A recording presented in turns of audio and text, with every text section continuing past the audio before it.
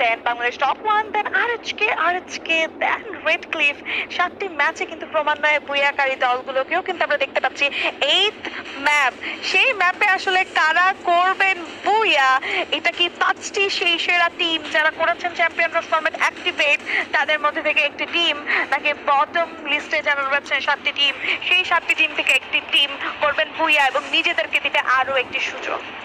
Champion রাশ নিয়ে বুইয়া করা, দেন তার পাশাপাশি কিন্তু পয়েন্টগুলো অনেক বেশি ম্যাটার করবে। কারণ যদি আপনি চ্যাম্পিয়ন হয়ে যান এবং আপনার পেছনে থাকা দল যদি সেখানে আপনার থেকে খানিকটা পয়েন্টের গ্যাপে থাকে অথবা তারা যদি টপে থাকে, তাহলে তারাও কিন্তু আপনাদের সাথে সেখানে কোয়ালিফাইটা কনফার্ম করবে এবং সেই ক্ষেত্রে রেড হক্স এখনো পর্যন্ত অনেক বেশি এগিয়ে রয়েছে। চলে যাব আজকের দিনে আমাদের পরবর্তী ম্যাচে, যেখানে fight path middle of the map এবং নেক্সটের ময়দানে কি আদেও আমরা পাবো এফএফডব্লিউএস বাংলাদেশ 2025 এই টুর্নামেন্টের champion? What do you think Nusrat আপু?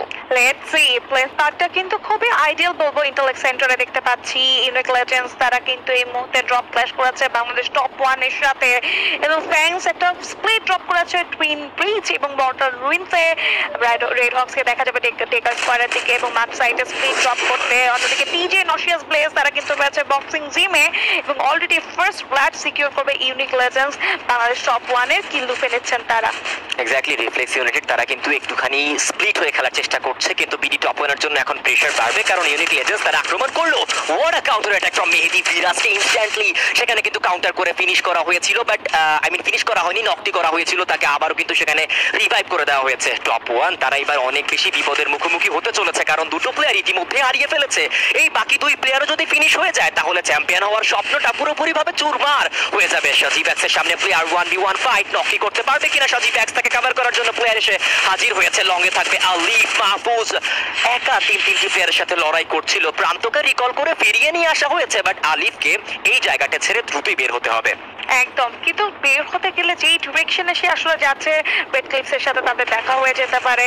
রেড হক্স অন্যদিকে ফাইট করছে, নশিয়াস ব্লেজের প্লেয়াররা ডাউন, তাদের সাথেই কিন্তু এই জায়গাটিতে ফাইট হচ্ছিল এবং টিজির ডুয়ালসও দেখা যাচ্ছিল। তার মানে টিজিরাও এখানে ছিলেন কিনা এটাও একটা প্রশ্ন।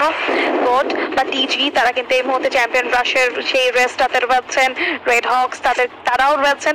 জব ব্রেকার্স তারা একদমই টেবিলের তলানিতে রয়েছেন, তলানি বলতে বটম 6 এর দিকে রয়েছেন। পজিশন প্রিভিয়াস ম্যাচেস ভালো ছিল না তাদের, এই ম্যাচটি একটা ভালো ম্যাচ বের করলে অ্যাটলিস্ট পজিশনের দিক থেকে বেশ ভালো উন্নতি হবে তাদের। এক্স্যাক্টলি, এবং দেখুন না যে জায়গাতে টপ ওয়ানরা ধীরে ধীরে প্লেয়ারগুলোকে হারিয়ে ফেলছে, এই দিক থেকে আবার নিয়ন ডমিনেটেড যাদের এই ম্যাচের পর হয়তোবা বুইয়া এই ম্যাচের পরে তাদের সেখানে চ্যাম্পিয়ন রাশটা অ্যাক্টিভেট করার সুযোগ রয়েছে, বাট এই ম্যাচে কি আদৌ তারা সুযোগটা